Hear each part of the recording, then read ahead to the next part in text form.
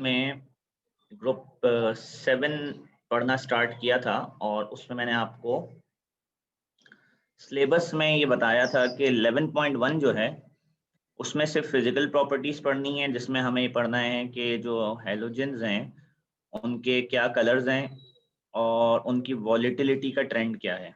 ठीक है, और फिर वो वॉलेटिलिटी का trend van der Waals forces पे कैसे डिपेंड करता है। दूसरा हमने जो है वो उनके केमिकल प्रॉपर्टीज पढ़नी थी, जिसमें हमने ये पढ़ा था कि उनकी जो स्ट्रेंथ है एज एन ऑक्सीडाइजिंग एजेंट वो क्या है, और उनका जो रिएक्शन है विद हाइड्रोजन उसकी डिस्क्रिप्शन पढ़ी थी।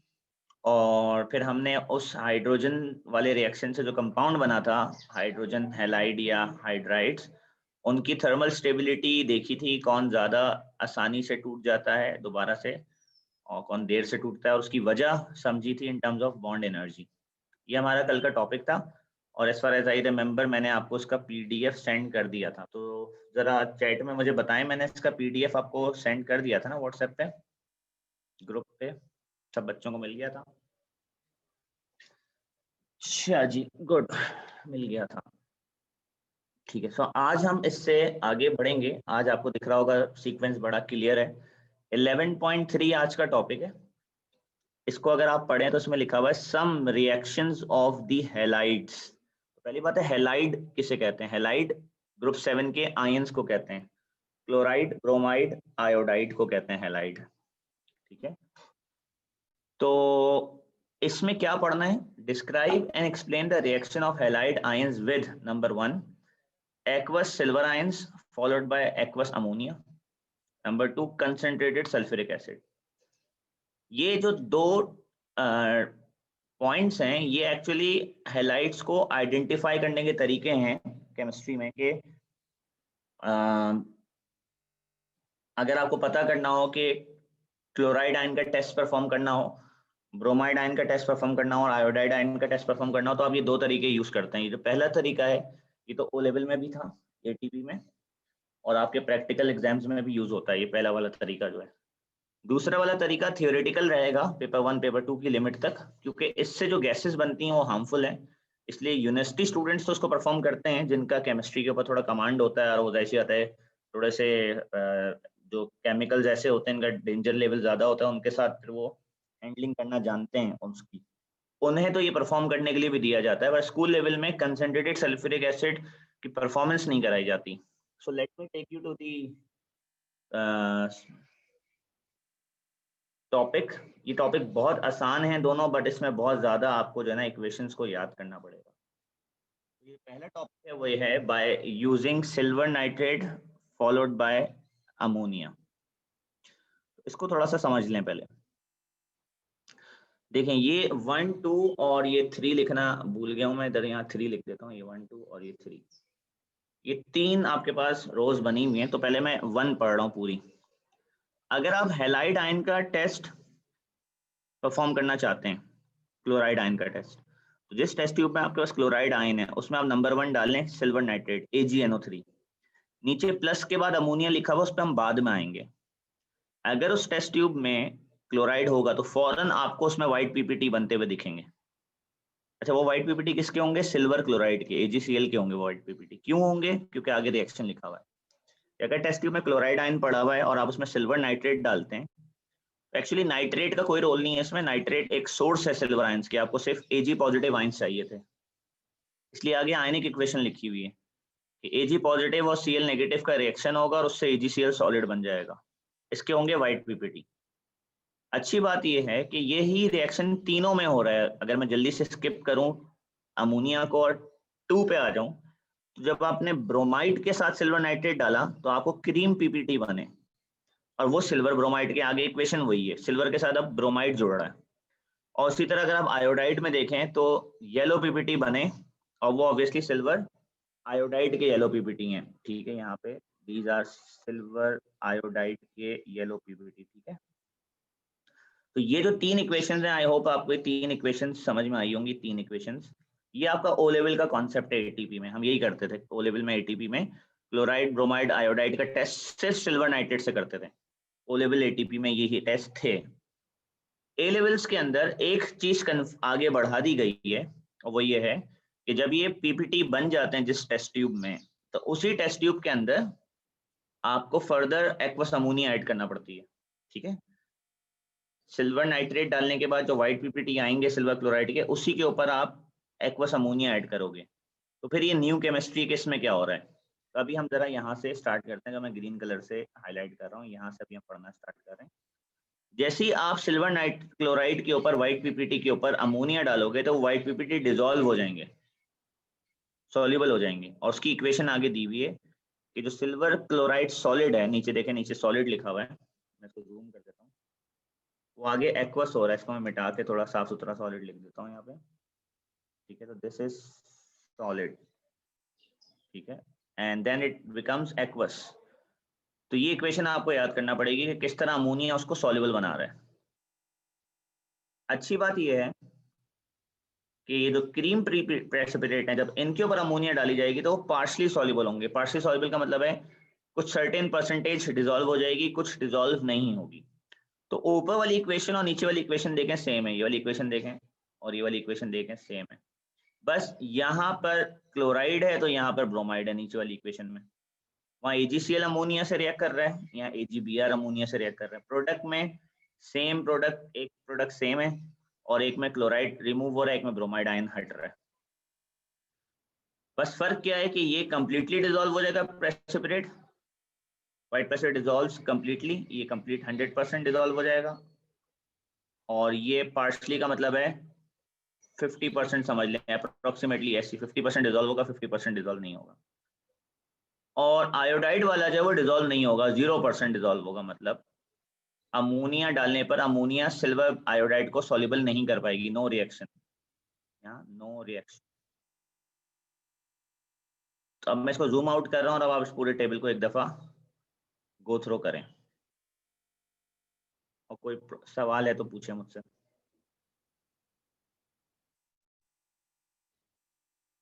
बेटा इसका नाम सिलेबस में नहीं है, इसका नाम थोड़ा सा मुश्किल है।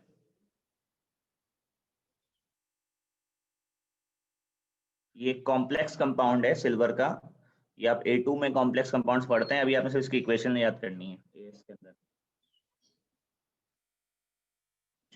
हम इसलिए ऐड कर रहे हैं फला अमोनिया, क्योंकि ये जो आप बुक की लेवल तक पढ़ते हैं ना कि सिल्वर नाइट्रेट डालने पे क्लोराइड के वाइट पीपीटी आ गए, ब्रोमाइड के क्रीम पीपीटी आ गए, और आयोडाइड के येलो पीपीटी आ गए, तो ये तो बड़ा अच्छा है कि आपको फर्क पता चल गया, एक वाइट है, क्रीम है, येलो। पर रियलिटी में क्या होता है, तीनों कलर एक जैसे दिखते हैं, क्रीम और व्हाइट में फर्क नहीं हो पाता, और येलो और क्रीम में फर्क नहीं हो पाता। ठीक है, सामने। तो जब आप आंखों से देख के बता ही नहीं पाएंगे कि इसको मैं व्हाइट बोलूं या क्रीम बोलूं, या क्रीम है या येलो का शेड है कोई, ये तो इतने क्लोज शेड्स होते हैं कि आप बुक, जैसे मैं आपसे बोलूं कि मैंने जो है ना वो सिल्वर नाइट्रेट डाला, और मैं अपने मुंह से बोलूं क्रीम पीपीटी आए, तो आप तो बोल देंगी ब्रोमाइड है।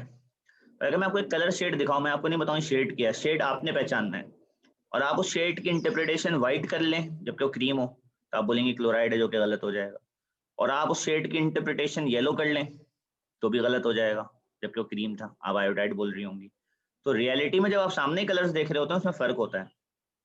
तो टू मेक श्योर कि वो वाइट वाकई सिल्वर क्लोराइड था, वाइट जो था, या सिल्वर ब्रोमाइड था, एक और टेस्ट, कंफर्मेटरी टेस्ट ऐड किया गया है, एक्वस अमोनिया वाला। तो अगर वो वाइट कलर होगा, वाइट पीपीटी होंगे, तो अमोनिया डालने से पूरा डिसॉल्व हो जाएगा। अगर वो येलो कलर होगा तो अमोनिया डालने से बिल्कुल भी डिसॉल्व नहीं होगा, और अगर ब्राउन क्रीम कलर होगा तो अमोनिया डालने से पार्शली डिसॉल्व हो जाएगा। तो उससे आपको कलर्स की कंफर्मेशन हो जाएगी कि व्हाइट पीपीटी था, ये येलो था, या ये क्रीम था, इसलिए अमोनिया ऐड कर किया जा रहा है। ठीक है बेटा, कोई प्रॉब्लम, सबको समझ में आई यहाँ तक?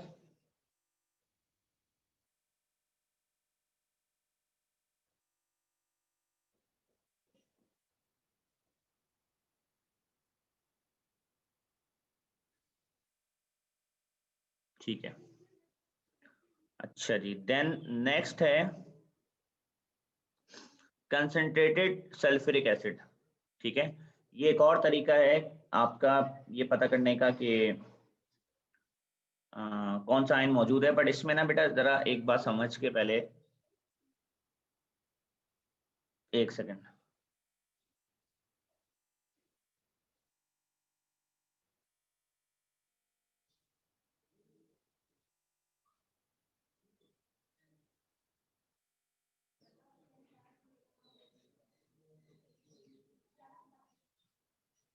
अच्छा जी, सो सल्फ्यूरिक एसिड जो है ये दो तरह बिहेव करता है।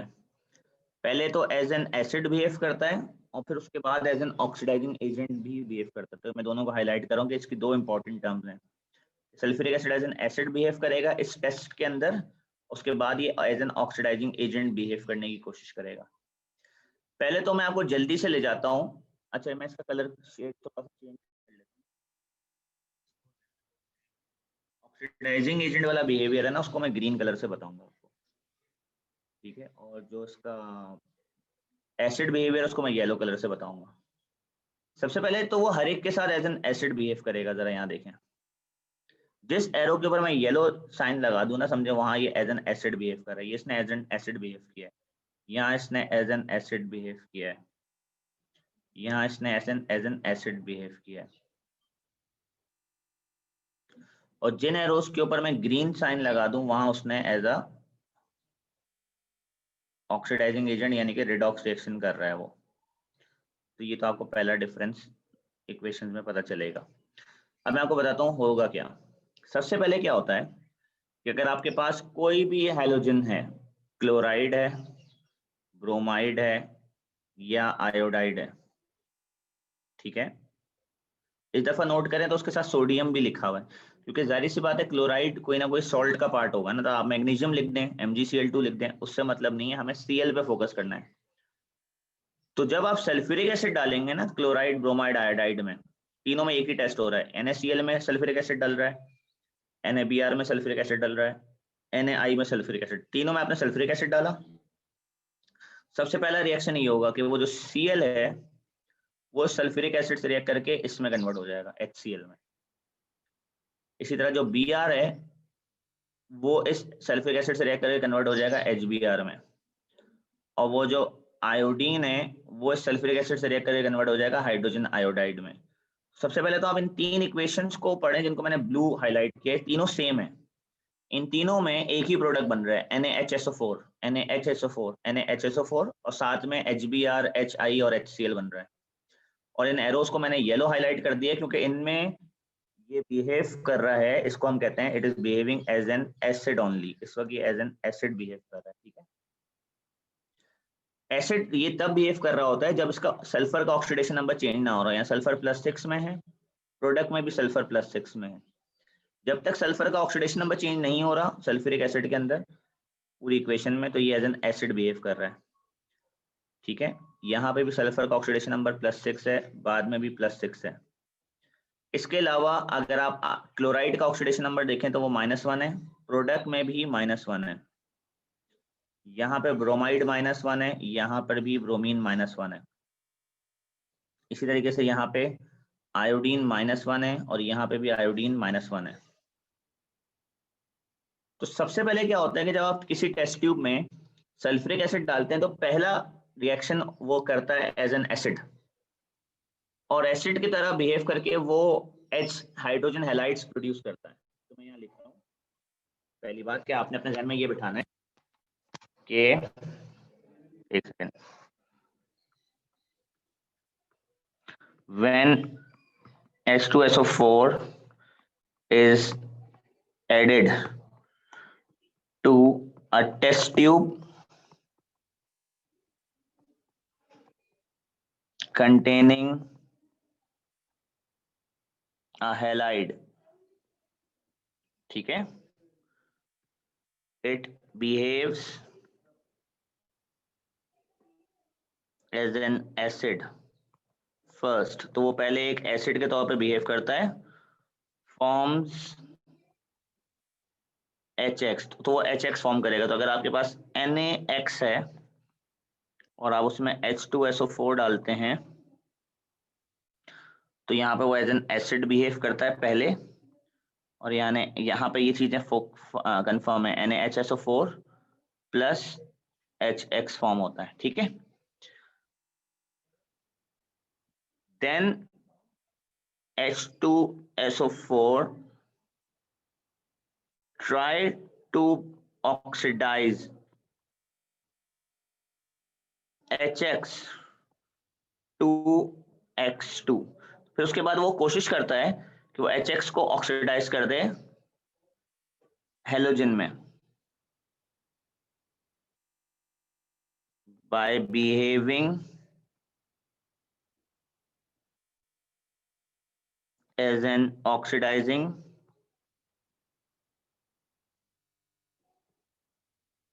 एजेंट। फिर उसके बाद वो क्या करता है कि इस HX के साथ रिएक्ट करता है H2SO4 और उसको फौरन से हेलोजन बना देता है। यहाँ पे मैं इसको एम्प्टी छोड़ रहा हूँ क्योंकि यहाँ अपने आप को ना इसका जो बीच का प्रोडक्ट है वो हर इक्वेशन में डिफरेंट है, ठीक है।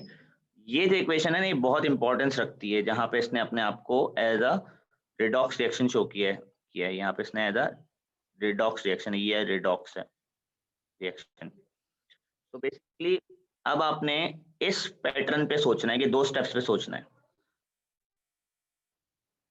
तो पहले ही हमने बता दिया है यहाँ पर कि सल्फ्यूरिक एसिड सेकंड स्टेप में किन चीजों को ऑक्सीडाइज कर पाएगा, किन्हें नहीं कर पाएगा। तो यहाँ पर आप देखें मैंने नंबरिंग की हुई है 1 2 3 4 5। इसमें सेकंड नंबर पे मैंने सल्फ्यूरिक एसिड को रखा हुआ है, फर्स्ट नंबर पे क्लोरीन है। इस नंबरिंग का मतलब ये है कि सल्फ्यूरिक एसिड HBr को ब्रोमीन बना देगा और HI को आयोडीन बना देगा, और वो HCl को क्लोरीन नहीं बना पाएगा क्योंकि वो उससे कम पावरफुल ऑक्सीडाइजिंग एजेंट है।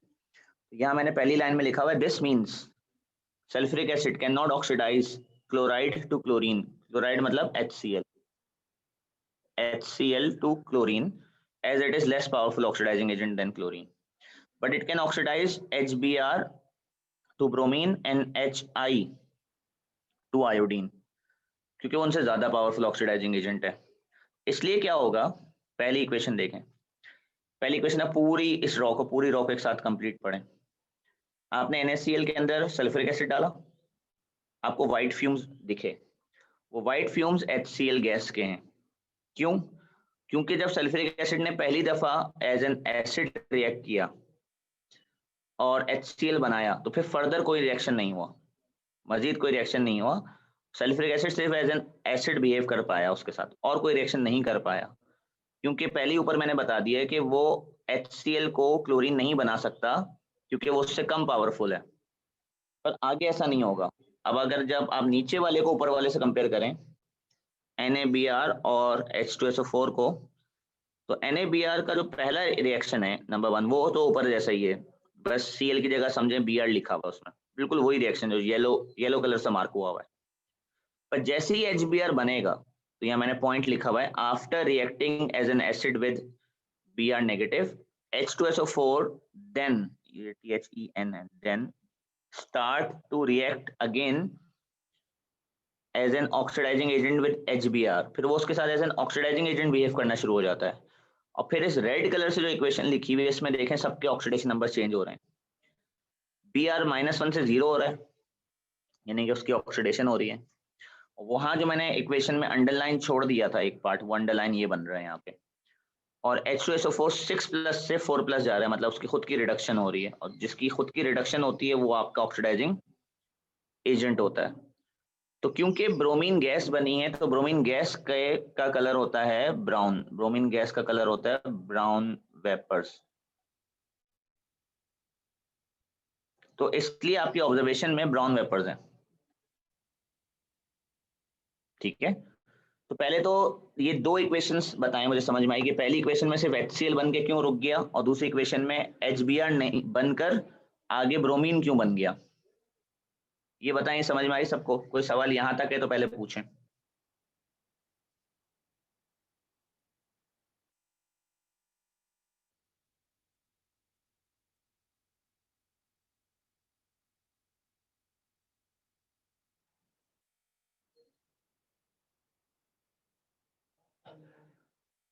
क्लियर है तो सब बताएं बेटा जरा।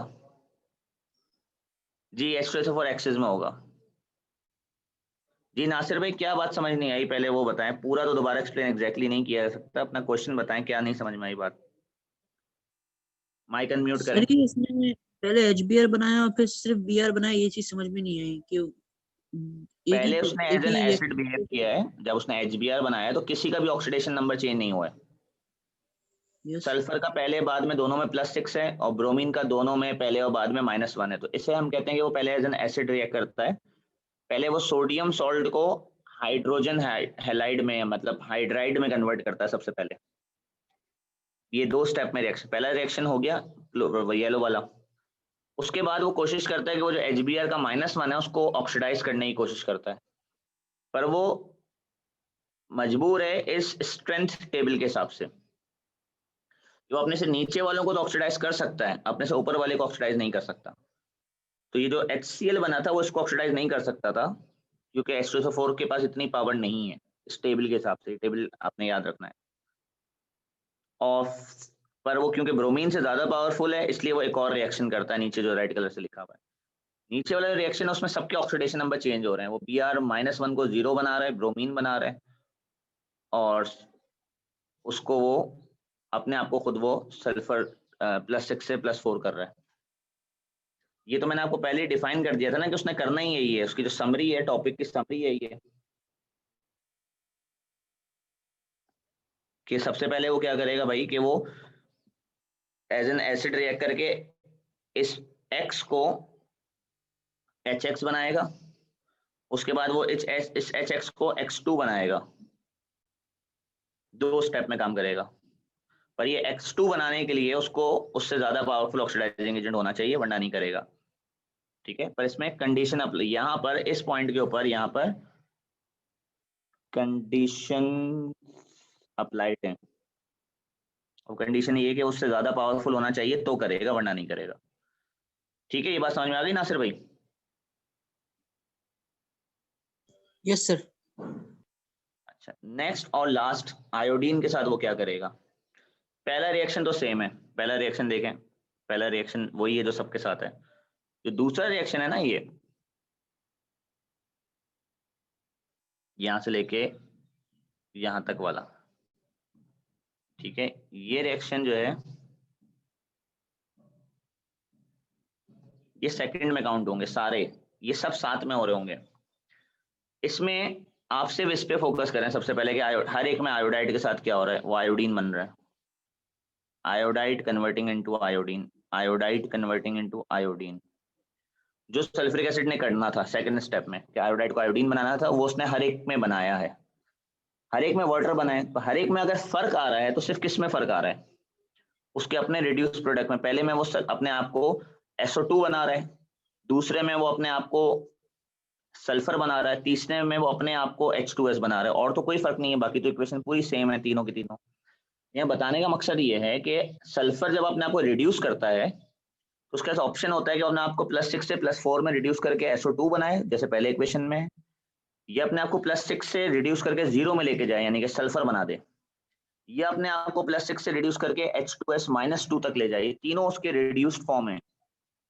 ऊपर वाली इक्वेशन में वो अपने आप को सिर्फ SO4 तक लेके जाता है, HBr के साथ जो रेड कलर से इक्वेशन लिखी हुई है, पर आयोडीन के साथ वो अपने आप को तीनों फॉर्म्स में लेके जाता है रिड्यूस। इसलिए आपके पास टोटल ऑब्जर्वेशन ज्यादा है इसमें।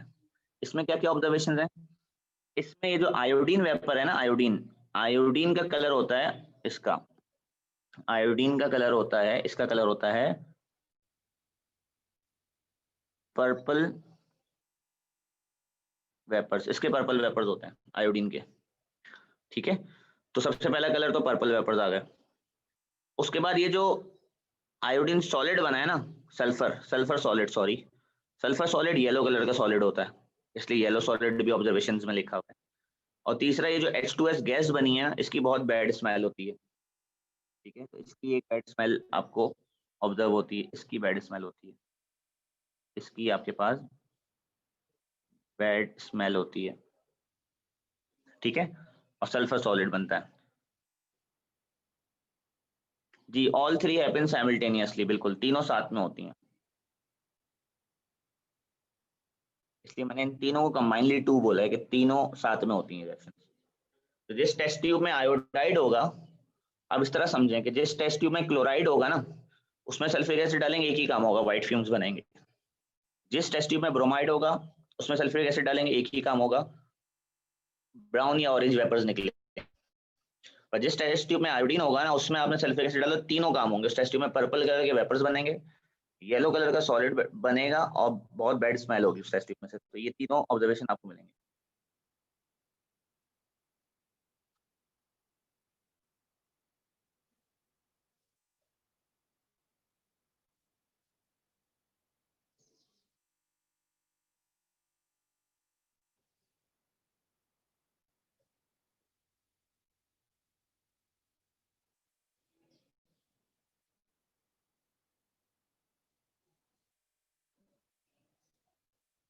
कोई प्रॉब्लम बेटा यहाँ तक समझने में किसी को?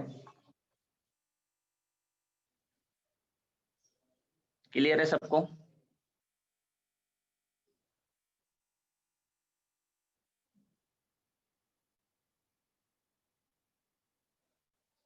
इसके बाद सिर्फ 2 ही टॉपिक रह जाते हैं। 11.4 तो मैंने आपसे कहा था कि रिपीटेशन है, वो हम पहले पढ़ चुके हैं रिडॉक्स रिएक्शंस के अंदर, और 11.5 सिर्फ यूजेस हैं।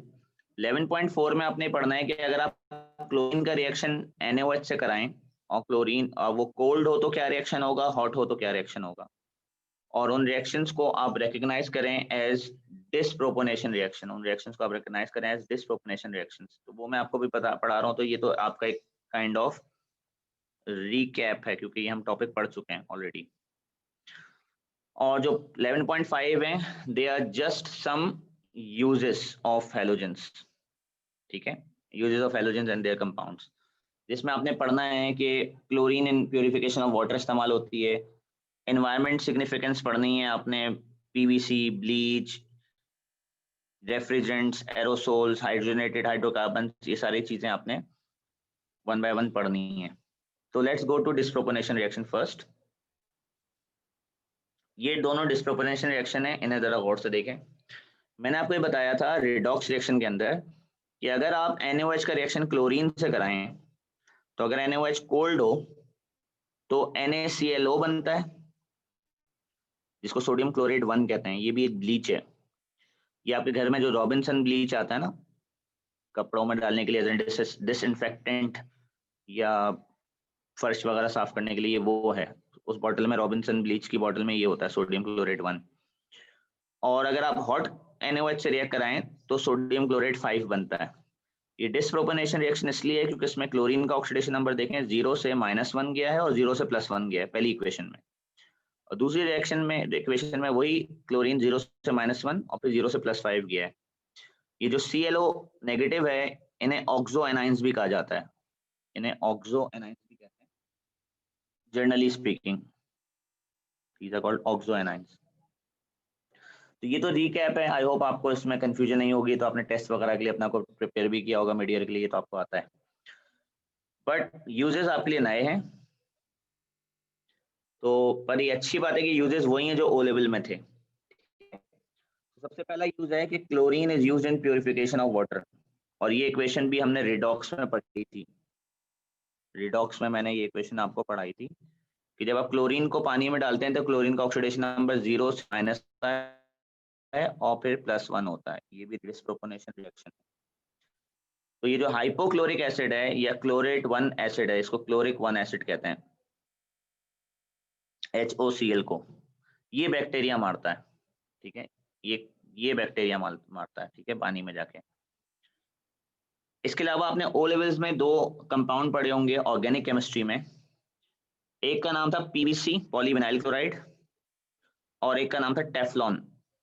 ये दोनों पॉलीमर थे, एडिशन पॉलीमर्स थे, ठीक है। ये नीचे इनके स्ट्रक्चर बनाए हुए। जो PVC है वो इस्तेमाल होता था वाटर पाइप्स में, जबकि टेफ्लॉन जो है, टेफ्लॉन बहुत सी जगहों पे यूज होता था। ये नॉन स्टिक पेन्स में यूज होता था, नॉन स्टिक फ्राई पेन्स जो होते हैं उनमें यूज होता था, पेंट्स में यूज होता है टेफ्लॉन, ठीक है। ये इनके पॉलीमर्स के स्ट्रक्चर बने हुए, अपने ऑर्गेनिक केमिस्ट्री के मैक्रोमोलिक्यूल्स में O लेवल्स में पढ़े होंगे, लास्ट टॉपिक जो था। उसके बाद आपने वहीं पर ऑर्गेनिक केमिस्ट्री में क्लोरोफ्लोरोकार्बन का नाम सुना होगा, CFCs जिन्हें कहते हैं। ये भी हैलोजन के कंपाउंड्स होते हैं। ये उसका स्ट्रक्चर बना हुआ है CFC का, क्लोरोफ्लोरोकार्बन। इसमें हाइड्रोजन होती है, कार्बन होती है, क्लोरीन होती है और फ्लोरीन होती है। ये स्ट्रक्चर है इसका, ठीक है। ये इस्तेमाल होता था एज एन एरोसोल। एरोसोल किसे कहते हैं? आपके घरों में जो बॉडी स्प्रे होता है ना, बॉडी स्प्रे की जो बॉटल होती है, उस बॉटल को एरोसोल कहते हैं, बॉडी स्प्रे को एरोसोल नहीं कहते। उस तरह की बॉटल सिस्टम जो है ना, कहाँ कहाँ और होता है, बेगॉन स्प्रे जो होता है, मच्छर मारने वाले जो इंसेक्टिसाइड्स होते हैं, इनकी भी उसी तरह की बॉटल होती है। इवन खाने पीने की कुछ चीजें होती हैं, जैसे विप क्रीम है, विप क्रीम की भी वही बॉटल होती है, या बर्थडेज में जो स्नो स्प्रे करते हैं उसकी भी वही बॉटल होती है। इसी तरह शेविंग जेल जो होती है, शेव करने के लिए जेल होती है, फोम, उसकी भी वही बॉटल होती है। इन्हें एरोसोल्स कहते हैं, इन बॉटल्स को एरोसोल बॉटल्स कहते हैं। इनके अंदर मैकेनिज्म ये होता है कि इनके अंदर प्रेशराइज्ड क्लोरोफ्लोरोकार्बन गैस भर दी जाती है और उसके साथ वो प्रोडक्ट भर दिया जाता है जो कि इन्हें बेचना होता है। जैसे बॉडी स्प्रे वाले उसके अंदर डिओड्रेंट भर देते हैं, कोई विप क्रीम वाले उसके अंदर विप क्रीम भरते हैं, वो स्नो स्प्रे वाले उसके अंदर वो जो भी केमिकल होता है वो भरते हैं।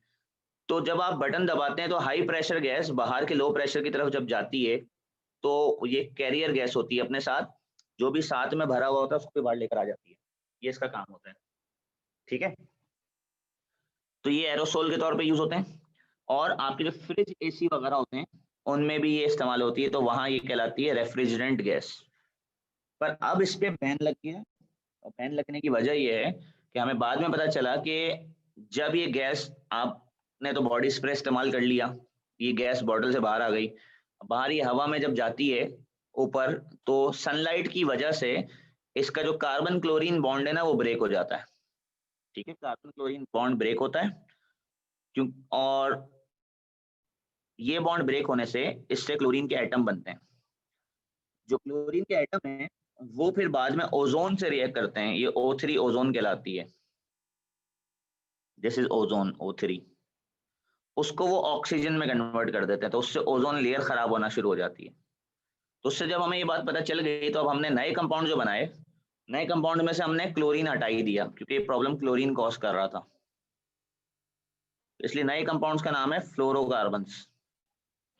या फिर किसी ने सजेस्ट किया कि भाई ये हेलोजेंस को ही हटा दो, इसलिए नए कंपाउंड में अक्सर हाइड्रोकार्बन भरी हुई होती है, सिर्फ उसमें फ्लोरीन भी नहीं होती। पर अगर आप फ्लोरीन रखें तो कोई मसला नहीं है, फ्लोरीन से हेलो ओजोन लेयर डिप्लीट नहीं होती, क्योंकि कार्बन क्लोरीन बॉन्ड टूट रहा था और क्लोरीन की वजह से प्रॉब्लम कॉज हो रही थी। तो जो रिप्लेसमेंट कंपाउंड्स हैं उसमें फ्लोरोकार्बन यूज होते हैं और हाइड्रोकार्बन यूज होते हैं अब। तो पहले जमाने में क्लोरोफ्लोरोकार्बन यूज होते थे। इसके अलावा आपने ये याद रखना है कि जो रेड कलर के अक्सर फायर बुझाने, आग बुझाने वाले जो इक्विपमेंट लगे हुए होते हैं स्कूलों में या हॉस्पिटल्स वगैरह में सेफ्टी के लिए, उनके अंदर अलग अलग तरह के केमिकल्स होते हैं।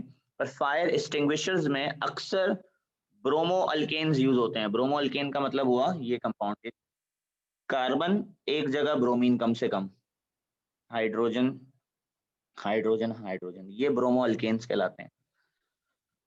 तो ये कंपाउंड्स फायर एक्सटिंग्विशर्स के तौर पे यूज होते हैं। तो ये 3-4 यूजेस हैं आपके सिलेबस में, जिसमें से पहले 3 यूजेस तो पूरे ओ लेवल के थे।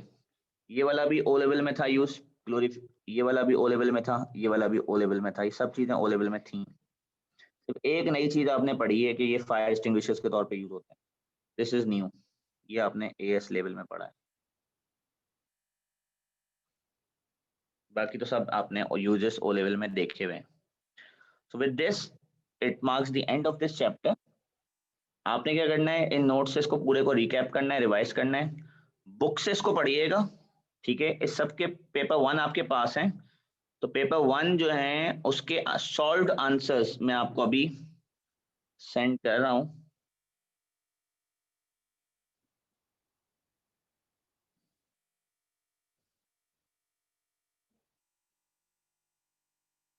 एक सेकंड रुक जाए, ग्रुप में।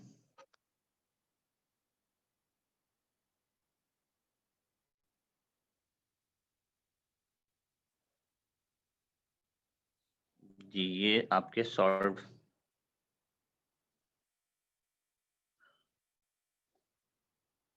एक मिनट मुझे दीजिएगा, थोड़ा सा ये हैंग हो रहा है, एक सेकंड दीजिए।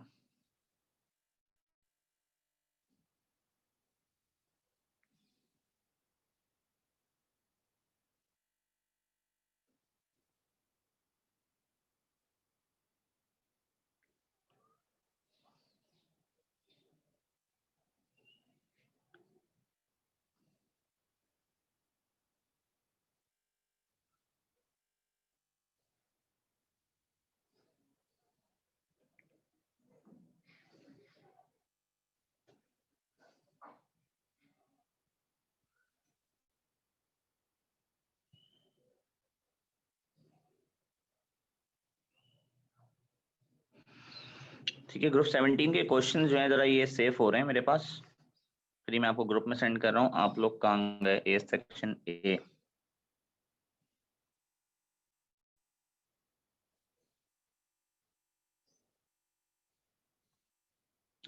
अच्छा, बहुत सारे बच्चों के अभी मैंने देखे व्हाट्सएप पे क्लास के मैसेज आए हुए हैं। बेटा देखें, जब मैं क्लास स्कूल घर से क्लास ले रहा होता हूँ ना, तो ऑब्वियसली आपको पता है कि टाइमली मैं आ जाता हूँ।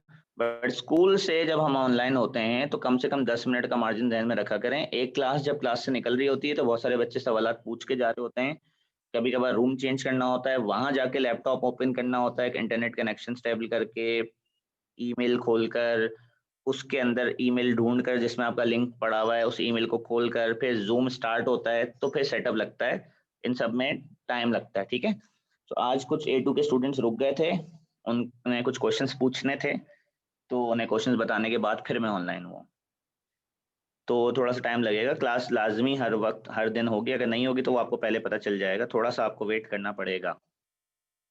अच्छा, ये ज़रा सेफ हो जाए। अब आप देख ही रहे हैं कि ये कंप्यूटर थोड़ा सा स्लो है, इस वजह से जब ये स्टार्ट होता है या ऑन ऑपरेट कर रहा होता है थोड़ा सा टाइम ले रहा होता है ये। सर जी भाई। मैंने अपने ना फिजिक्स के टीचर चेंज किए, तो उनका आपसे ना थर्सडे को क्लास आता है, तो मैं सेक्शन सी में शिफ्ट हो जाऊँ? जी हो जाए, एक ही टॉपिक चल रहा है। Okay sir.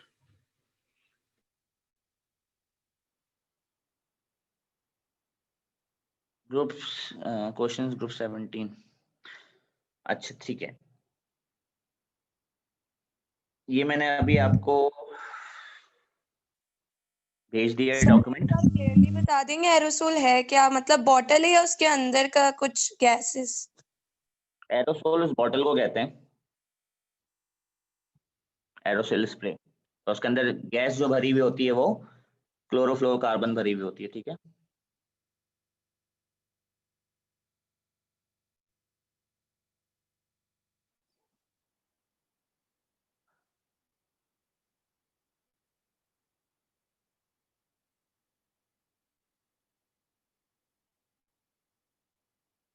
अच्छा अब कल आप लोगों ने भाई शराफत से जो है ना ये क्वेश्चन सारे करके, इनके आंसर्स यहाँ लिखे हुए, एक्सप्लेनेशन हुई हुई है, ये क्वेश्चंस के आंसर्स एक्सप्लेनेशन लिखी हुई कर कर कल मुझे बताने हैं।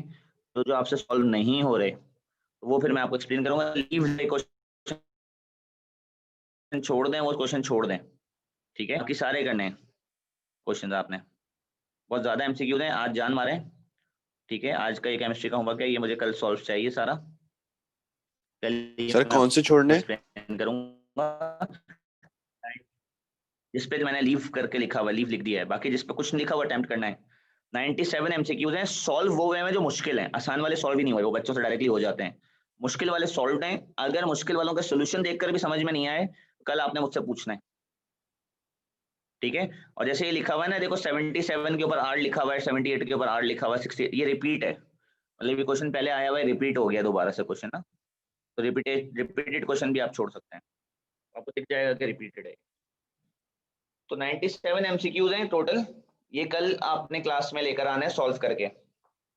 चले भाई, अल्लाह हाफिज। कोई सवाल है तो वो बच्चे रुक जाएं, बाकी बच्चे जा सकते हैं।